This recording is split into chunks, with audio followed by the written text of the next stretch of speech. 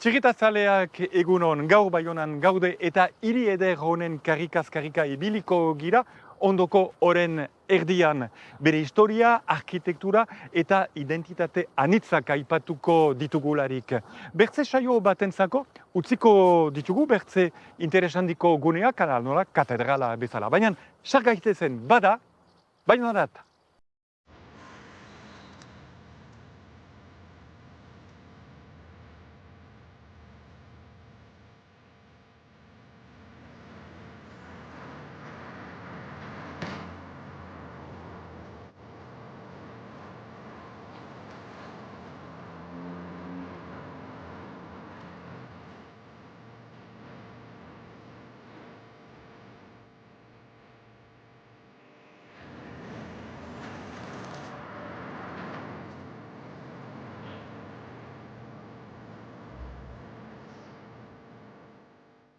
Egunon, Iban, hala, guai, agurtzen baitugu. Bai. Olkan ondoz, mil esker benetan, Iban, gurekin izan ikantz. Zaitugu, hemen Baionan bisita egiten dituen pertsona bat, eta euskeraz gainera, noski, deskubritzeko hiri eder hori. Eta nahi izan duzu, hemen dikan astea, Bai. Zer gaitik dorretxo, uste dut deitzen dela euskaraz, lesoet? Bai.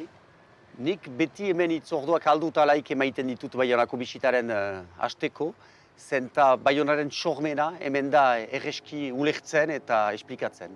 Bai, zenta hemen gure inguru dugu hemen Aturri alde batetik, Errobi erreka beste aldetik, eta 5 kilometrotara itsasoa, eta leheno, erdi aroan eta bai aintzin ere, erromatar aroan, hiriak gehienetikan sortzen ziren erreka eta ibaien bazterran. Ziren lehengo autopistak, lehengo ibilbide nagusiak, errekak eta ibaiak ziren. Hori anzten dugu. Eta Baiona hemen sortu da, bada 2000 urte huaikasi inguru, eta Baionaren izena, batzuek emajaten zuten, ibai ona zela baina ez ziren nahi poetikoak leheno, gure joan goienetxek erraiten zuen, ibai gune, erran nahi du nun ibaiak biltzen ziren, ibaiaren lekua, beraz, hala. Pentsatzen dugu, justuki Baionaren izena, ibaietik heldu dela, eta hor sortu da ere, begiratzen badugu hor erreka, ikusten alda dela ere Aturriko leku ertsiena. Beraz, zubirik ez zelarik, alde batetik besterat pasatzeko leku erresena, eta bai ere bazter urbilena hor ginuen, hala.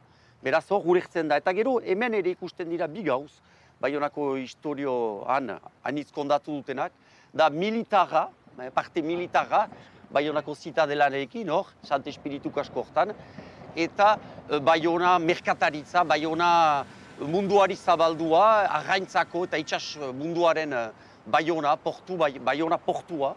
Hemen inguru ginituen, gure parean, dok delakoak, hemen ziren itsasuntziak eraikitzen.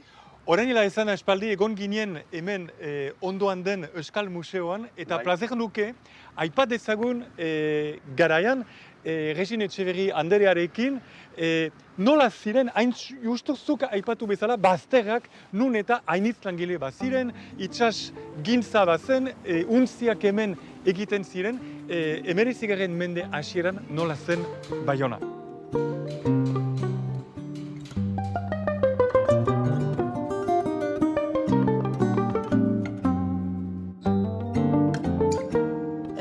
Maketa hontan 1805 gira. Garai hortan, portua Baionako zentroan da. Ez dugu pentsatzen orain, ez dugu imaginatzen zenolako Baiona zen orduko. Ez, egia da merkataritza aktibitate importante bat zela, baita ere itsasontzi gintza. Baziren itsasontzi hainitz eta hori jadanik erdiaroan hola zen, Baiona inglesa zelarik eta hor ikusten dugu Bufle hiribidean bazela ontziol bat, baziren itsas zurginak biztanda, baita ere bela egileak, soka egileak, arotzak, iztinkariak, eta gibelean ikusten dugu mastendako lubanajoa, eta usten zituzten izeiak ziren bereziki, uran usten zituzten, hola sendo eta malgu mantentzen ziren.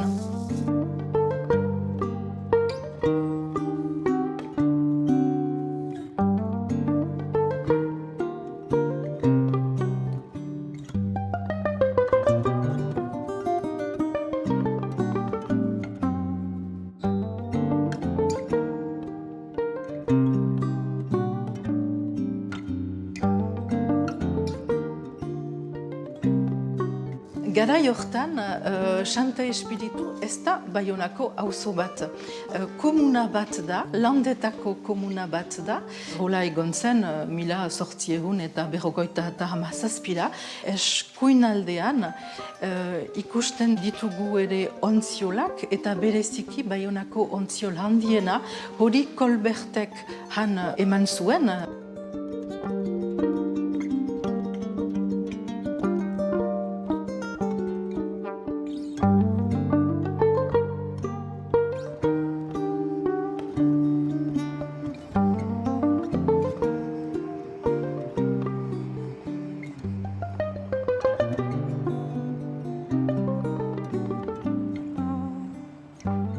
Unat egin gira, Libertate plazarat, erriko etxea hor dugu, baina erriko etxeaz gain, beste zerbait bada ere eraikin hontan. Eta bai, giauzu Euskaldun eta Baionesek badakitela hemen Baionako bestak idekitzen dira, milaka jende etorri dira deia barako besten idekitzerat, baina gutxiek, denek ez dakite bederen barnean, erriko etxearen barnean, daukagula Baionako ontzekia, zen nazionalen gela bat da, eta beraz hor badugu bada deia 200 urte, antzoki eder bat, eta gomitatzen zaituztet etortzea. Eta hemen gira beraz, Bai, ez dira. Baiona hiri erdian, baina aipatzen dauzkidazu auzoak ere, zenta Bai. Baionak badu bere anistasuna. Baionak baditu bere hiru auzo historikoak, iparraldean Sant Espiritu, bi erreken artean Baiona txipiak, zure gibilean duzuna, eta hemen, joanen gira Huai katedralarat, Baiona handia. Eta hiru auzo eta hiru gaztelu. Baiona handian, auzo zaharrenean gaztelu zaharra, Baiona txipian gaztelu berria, eta han gainean zitadela, azkena. Zer nahi giruen aipatu ere? Bai, nahi nizuen aipatu. Hemen gaur egun ongi ikusten den letupi, Baionako leku segeretu bat, hainitz maite dutana, han zure gibilean duzue jande, da Le Rai Baionaren pilota lekua. Le Rai Baiona zen treinbideetan langileak, eta bazuten pilota talde bat, eta sozial elkarte bat. Eta han eraiki dute pilota leku bat, eta hor ostorik ez dutelarik, hemendik ongi agertzen da. Gauzatxo bat ere bai, euskeraz, frantsesez, espainolez Bai. eta inglesez. Eta inglesez. Eiten dituzu, bisitak, baino baita ere, ez kronologikoki. Ez, Baionan ez dut kronologikoa, ez gira erromatarrekin hasten eta gaur bukatzen. Lekuek dute komentarioa eramaten. Beraz, saltoka banoa garai batetik bestera, hola da. Hoai, Portneuf edo Portu Berri deitu karrikara goaz? Gu arkopetan gira hemen, jendea arkopetan ibiltzen zuzun, eta hemen karrikan, itxasuntziekin, merkataritzak eramaiten ziren, hemen ziren dendetarat. Beraz, Baionan portu izenakoek karrikek, egiazki portuak ziren, errain nahi du itxasuntzuiekin txartzen zirela. Honen, barkatu, honen aztarna dugu, hainbat tokitan ikusten diren kate begiak. Bai. Karrika untan, usaian, aipatzen dugu, judioen eta xokolatean historia, eta biak Baionan lotuak dira.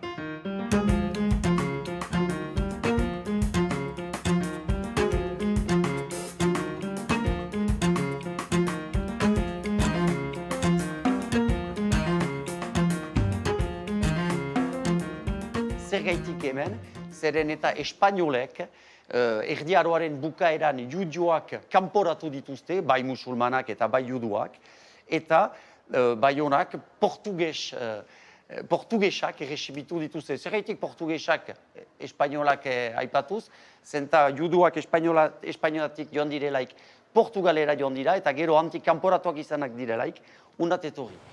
Eta hemen ukandugu egiazko komunitatea handi bat, zabal bat, eta beraz, eiek dute xokolatea Baionarat ekarriz. Judioak ziren medikuak, ziren botikarioak, ziren belar sendagileak. Eta beraz, eien jakintzekin Baionarat etorri dira. Eta baginuen truke bat eiekilan, altzuten Baionarat etorri, baina mediku bat ekarri behar zuten eta botikario bat eiekilan. Hala. Eta Sant Espiritu auzoan bizi ziren, horregatik daukagu han sinagoga bat, eta oino auzo judio naskit zabal bat. Hala, beraz, egiazki Baionak ukandu judioen laguntza, egiazki laguntza bat izan da, etorkinen errexibitzea. Berdin gaur egun segitzen aldugu, hola, sinestuz, etorkinek errexibituz, zerbait ekarriko dutela gure Euskal Herriari eta gure munduari.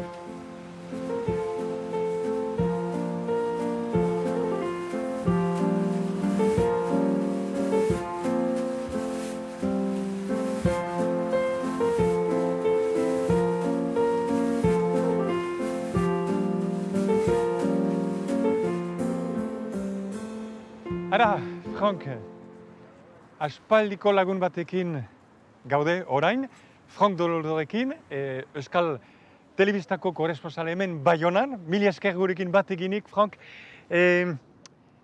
Euskalduna zera noski, Euskal Telebistarentzako lan egiteko behar denan errangabe doa, hizkuntz anitz duna eta kaskoineraz badakizu ere bai. Orduan maiz aipatzen da Baiona eta batez ere Aturri egi alde untan Sant Espiritu eta auzoan, zera, Baiona gaskun ala euskalduna. Adixatza jande gran mercezatu, que cau de parlar un drin de gascu, así a Baiona, que lulenko du parzan, biztan da, gaskoina haute den, eskualduna haute den, ez dakibanik, biak eta gauza gehiago ere, baina 400 urtez haintxu hemen hizkuntza ofiziala izan zen gaskoina.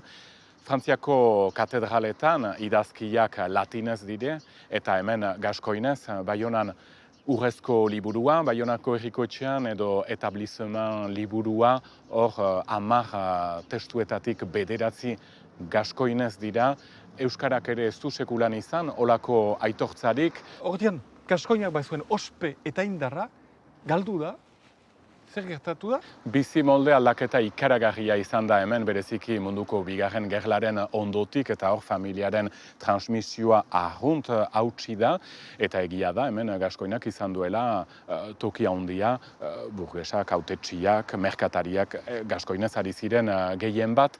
Gero ikusten da hemen ze toki zuen peinak aipatzen ditugu orain Baionan eta gehienek luztiolez kenduta, denek euskarazko izenak dituzte, baina hori aski berria da, zeren lehen bestetan, 1922an kasik peina guziak deitzen ziren gaskoin izenekin. Orduan, neok deus erran gabe, hala idazten zuten. Gero gertatu da hor, haustura handia izan dela, Euskal Herriak jakin izan du berpizkunde bat martxan ematen, ez da dena irabazia, gauza iniz bai da oino egiteko, baina zoritxarrez hor bazterrean gelditu da gaskoina. Et gauza bera da Duprat edo Kamdozuz edo Landagoien edo Hore eta duintasun bera da, eta bakotxak bere begiekin gauza berbera izendatzen du, baina bakotxak edo eskuara edo gaskoina erabiliz elgarrekin hemen Baionan.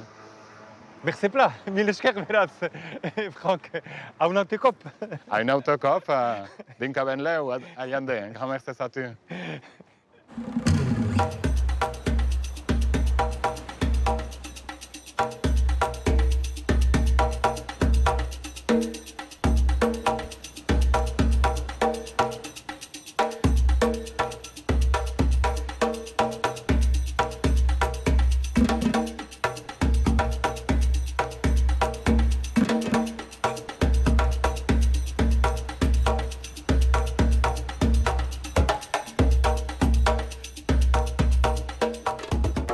Gaskoinera zentzun dugu txirita hontan. Baion, Baiun, Baiona, galdera hori biziki nardagarria zaio gure oaiko gomita. Claude, mil esker gurekin bat eginda gaskoinen plaza hontan, zer duzu beraz gai hortaz. Oui, c'est une question qui me chagrine beaucoup parce qu'on croit avoir tout dit quand on dit Bayonne est basque ou Bayonne est gascon. Moi, ce que j'aime bien rappeler, c'est que ce qui compte, c'est la vie, c'est les gens, c'est pas simplement la langue, tout simplement. Alors, ça ne plaît pas beaucoup quand je dis ça en Pays Basque, mais enfin, je crois que c'est très important aussi de remettre les choses à leur place.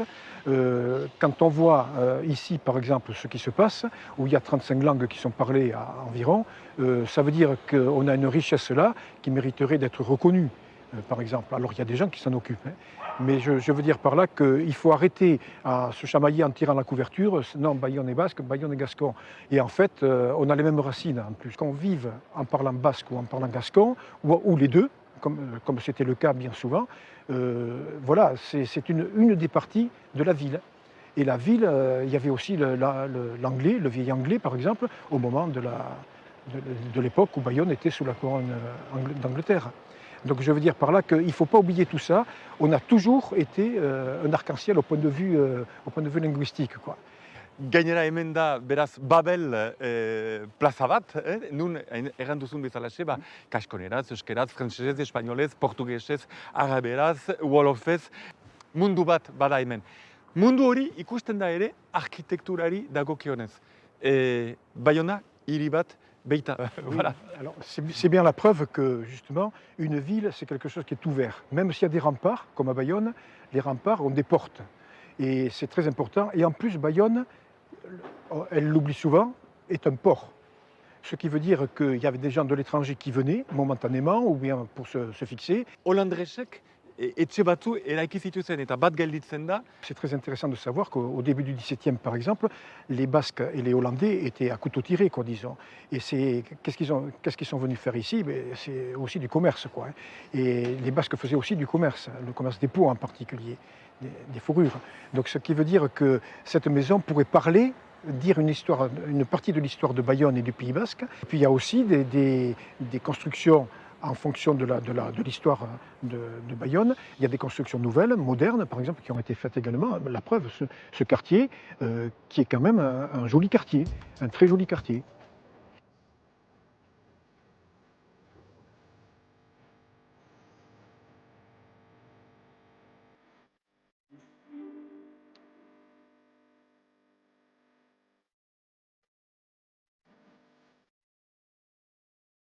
Barkatu, Iban, baina altura hartu duzu, ongi da, gainera. Eskaler bat, Bayonako eskalerak biziki famatuak dira. Egia huzu, kasi Bayonako etxe bakotsak baduela demagun modelo berdina, estruktura berdina. Egan nahi du, kanpotik ate bat ikusiko duzu, borta bat, hola, eta gero pasabide naski ilun bat, luzea, eta bat-batean agertzen zira, gu gauden hor lekuan, egan nahi du, argi zilo bat edo putzu zilo bat, eta gero eskalera batekin. Egan nahi du, etxeak bi pusketan eginak direnak, badela parte bat karrika aldean, gero zilo hori, eta gero beste parte bat, hemen duguna hor, atz gure parean, gibele parean. Eta leheno, baziren etxe hainitz, bi gibelpean deitzen ziren, egan nahi du, bazinuela zure apartamenduaren parte bat eskaleraren alde batetik, eta beste partea eskaleren beste aldean, eta alde batetik besterat, denen eskalera publikoa zuzun. Beraz, gauz naski bitxi bat, eta oino gaur badira jende batzuk, hola bizi direnak, bi partetan banatuko apartamendu batekin. Zergaitik etxakola eraikiak diren, zenta erdiaroan, etxe guziak estai batekoak ziren, bai baserriak bezala, beraz, estai batekoak eta teilatua hola, bi aldetako teilatu batekin. Eta momentu batez, Bayona zaharra betia izan adelaik, debekatua zen Bayonaren inguru etxen eraikitzea, berriz aipatuko dizut hori berantago. Eta beraz, nola kanpoan debekatua zen eraikitzea, barnean, haunditu behar zen iria, estai etxe bateko teilatuak apurtuz, eta haunditu dituzte 2, 3, 4, 5 vertikalki, hola, goiti.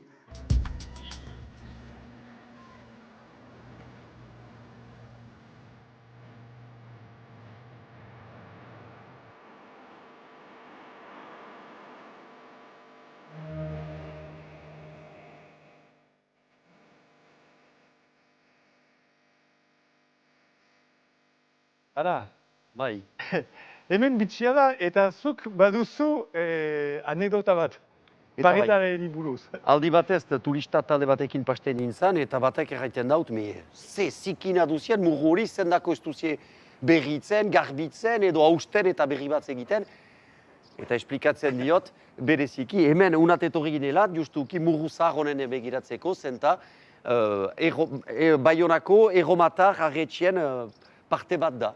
Gibelean dugun dorrea bezala, lehen partea bai, lehen partea arri xuriekin horiek bezala, erromatarrak eraiki dituzte, badadeiak hasi 2000 urte.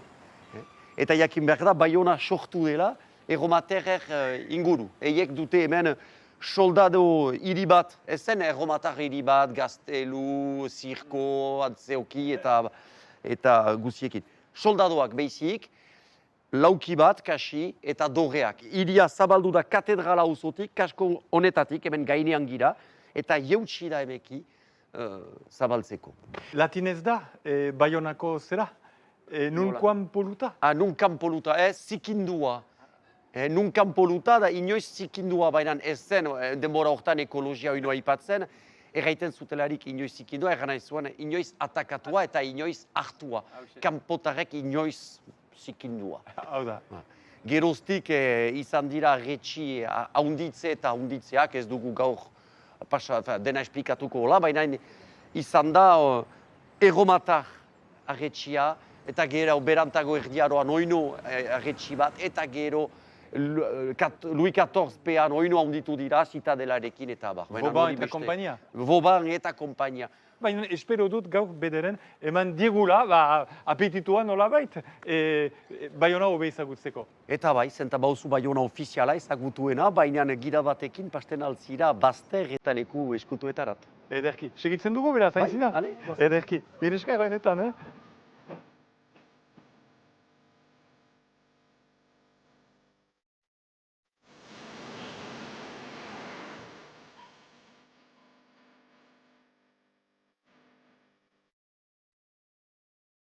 Aipatu dugu goizuntan nola Baiona onditu zen goitzean, igaitean, vertikalki hola, eta 1900 eta 7 arte, Baionaren inguru, Baionaren arretxetatik kanpo debekatua zen, etxen eraikitzea.